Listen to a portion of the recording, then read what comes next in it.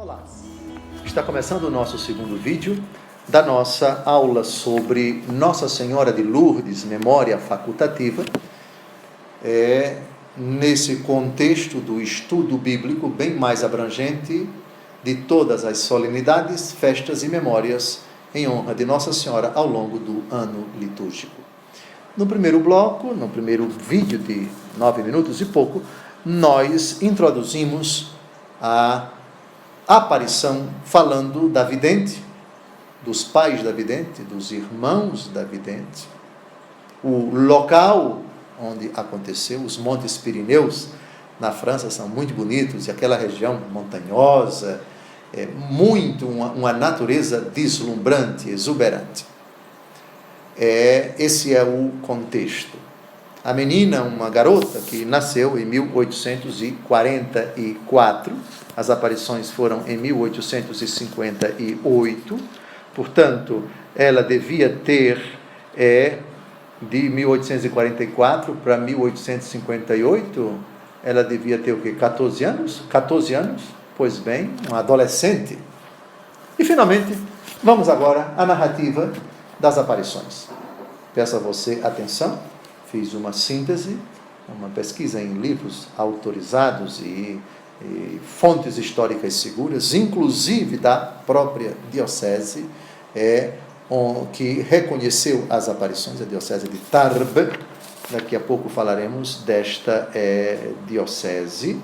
O bispo desta diocese de Tarbes, que reconheceu a autenticidade dessas aparições no ano 1862, pouco tempo depois, a igreja já oficialmente reconheceu a veracidade, das aparições. Então vamos à narrativa, fique sentado, deslumbre-se com essa história impressionante. Naquela manhã de quinta-feira, fazia muito frio em Lourdes. Não havia mais lenha na casa da família Subiru. Bernadette, que tinha 14 anos na época, foi com sua irmã, Toinette, e uma companheira procurar gravetos nas proximidades do povoado. Naquele tempo não tinha fogão, nem aquecedor, era queimar gravetos mesmo. E ela foi. Por volta do meio-dia, as 3 meninas chegaram perto da gruta de Massabielle, que formava uma pequena caverna ao longo do rio Gave. Ali havia um abrigo para porcos, um recanto sob a rocha onde a água sempre depositava madeira e entulho. Para poder ir buscá-los, porém, era necessário atravessar um canal de água que saía de um moinho e desaguava no rio. Toinette e sua amiga usavam tamancos sem meias. Elas os tiraram para entrar na água fria.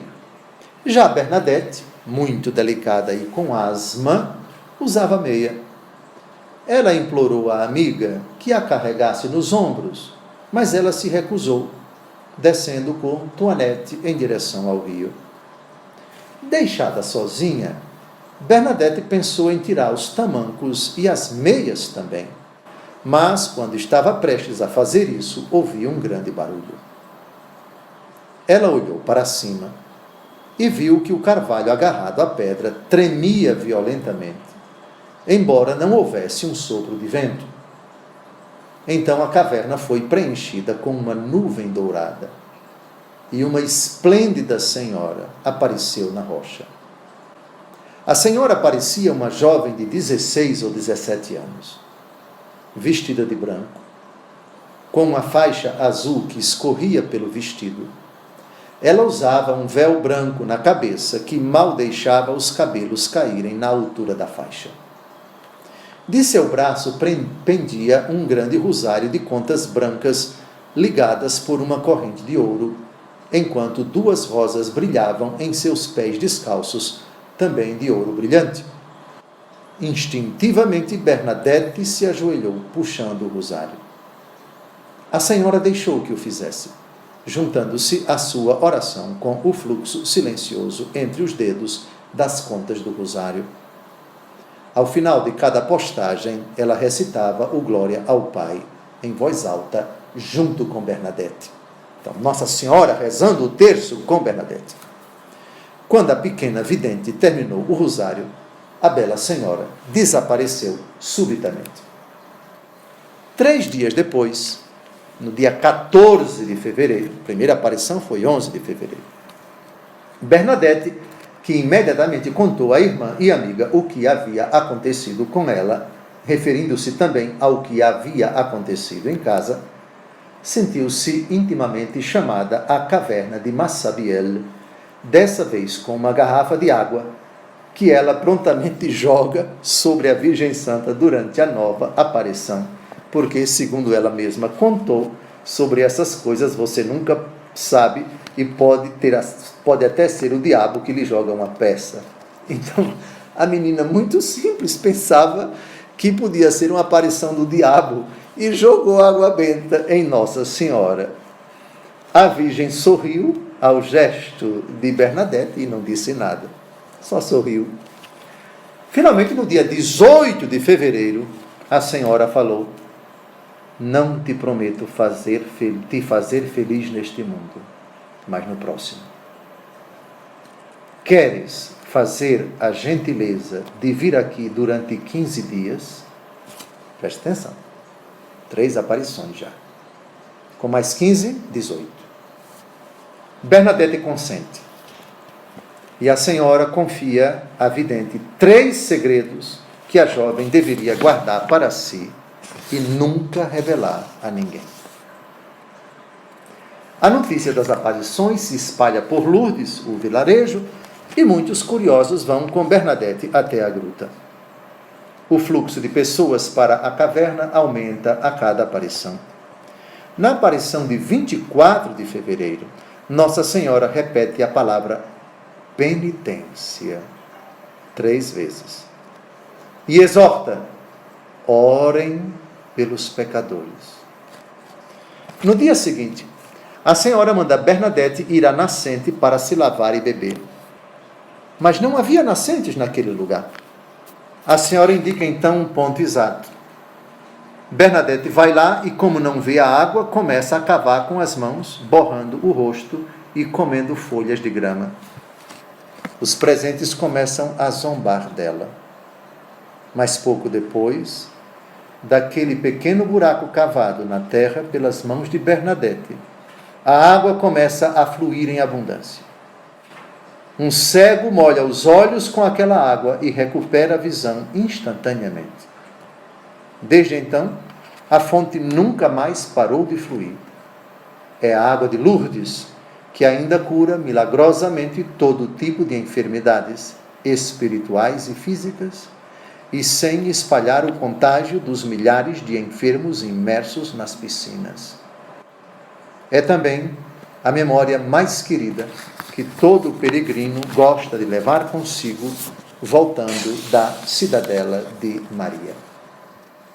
Mas um fato ainda mais notável teve que ocorrer após o milagre da primavera para validar as aparições de Massabielle como sobrenaturais. A Senhora pediu a Bernadette que os padres fossem lá em procissão e que fosse construída uma capela. O pároco de Lourdes, padre Peyramal, não quis saber disso e pediu a Bernadette um sinal irrefutável qual era o nome da bela senhora que lhe apareceu na gruta. Na aparição de 25 de março de 1858, finalmente Nossa Senhora revelou seu nome. Quando questionada por Bernadette, no dialeto local, ela respondeu: eu sou a Imaculada Conceição. Detalhe: 4 anos antes, o Papa Pio IX havia declarado a Imaculada Conceição de Maria como um dogma, o dogma da Imaculada Conceição, isto é, uma verdade da fé católica. Mas isso Bernadette não podia saber. Ela nem sabia o que era isso. Uma mocinha do sítio, da roça, analfabeta praticamente. Assim, com medo de se esquecer, de esquecer essa expressão incompreensível para ela, a garota partiu rapidamente para a casa do padre repetindo de um só fôlego a frase que acabara de ouvir. O padre ficou estupefato, não teve mais dúvidas. A partir desse momento, o caminho para o reconhecimento oficial das aparições prosseguiu rapidamente, até a carta pastoral, assinada em 1862 pelo bispo local, o bispo de Tarbes, que, após uma investigação aprofundada, consagrou Lourdes para sempre à sua vocação de santuário mariano, que depois vinha a se tornar um santuário internacional. A história não termina por aí, mas o vídeo precisa terminar. No terceiro vídeo, a gente recomeça a conclusão dessa espantosa e fantástica intervenção divina por meio de Nossa Senhora nessa localidade chamada Lourdes. Até o próximo vídeo.